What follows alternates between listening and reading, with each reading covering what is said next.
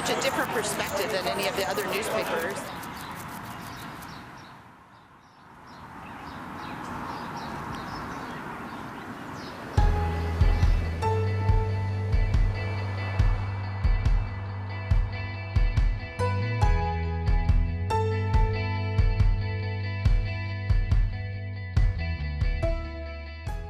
Through the lens of a Black woman living in Spokane, Sandy Williams runs a newspaper out of the basement in her home. She is her own news staff, even teaching herself to lay out and design a newspaper. Taught as in I've made it so that I can figure out how to put it together. Williams refers to this part of the newspaper process as her time underground, getting ready for the next issue of the Black Lens. I place the columns and the ads first. The last thing that I do is the stuff that I have to write myself. At first, the paper was more of a part-time hobby.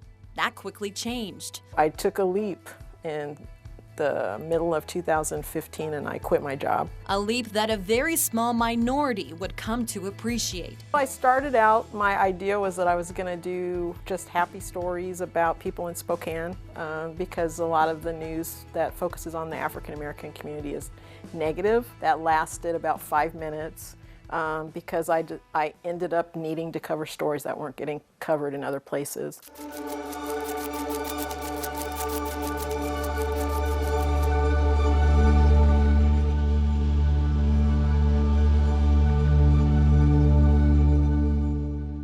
Story printed on the front page of the very first issue of the Black Lens. Williams could not ignore the release of a Department of Justice review of excessive force used by the Spokane Police Department. This report surfacing 8 years after the death of a white man beaten at the hands of a Spokane police officer. But what stood out to her in that report was a section on race, stating that there were no racial disparities in SPD's use of excessive force. So I read the report.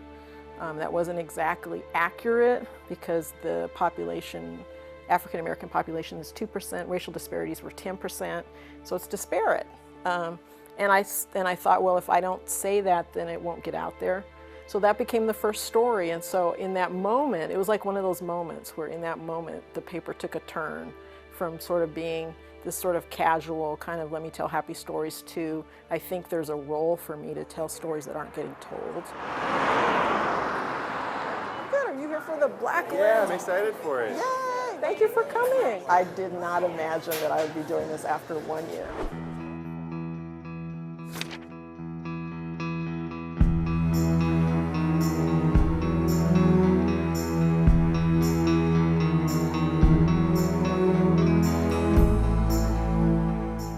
4 years later, and Williams has gained a community of readers happy to celebrate the 4-year anniversary of the newspaper she nurtured into a conversation, bringing many together. When there's a small population, it's hard to connect with each other, it's hard to find each other, it's hard to know what's going on. Communities feel comfortable and feel empowered when they have an ability to communicate and connect with each other. A power producing great force as a crowd of supporters fill a restaurant to standing room only. You do a great job. Thank you very much. Just someone else's story. I can't live that story, so I get to hear what other people think. I just think it's important for us to have a voice, and I think that Black Lens is a newspaper that lets us have a voice. The anniversary party is over, but there is still work to be done for the February issue of the Black Lens. Yeah, these are slipperier. That is, if you call stuffing papers in good company work. I think we have a good time. I never knew that she was going to grow up and be like this, you know? Curtis made the mistake of telling me that he was retired and he didn't have anything to do, so. So he and Pam do this with Williams and her mom every single month. Do you get paid? Right. With kindness. Give her lots of hugs. When I first started stuffing the paper, it was me and my mom, but there were probably, about 20 of them, I think. Now she has help. I take full advantage of the fact that Curtis and Pam are free and make themselves available to come over here and help out.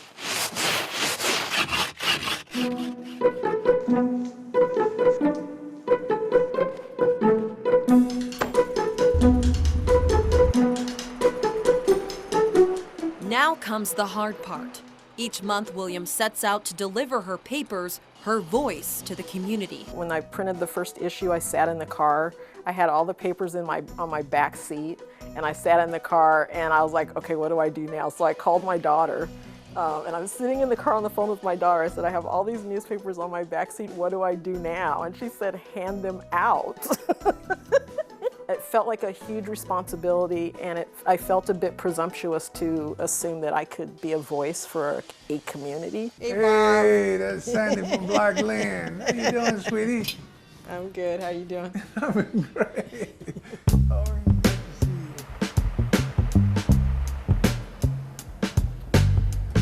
I've been here for 40-some years, and I've never seen a black-owned newspaper like this one here. It gives a lot of information to the black citizens of the country and the black residents of Spokane. When I bring the papers, you know, like people get really excited. That's really fun for me. I love when someone approaches me and says, hey, you know, I read something or I saw something, I never knew that. Sandy, I never knew that. The other side, there's been a little bit of pushback.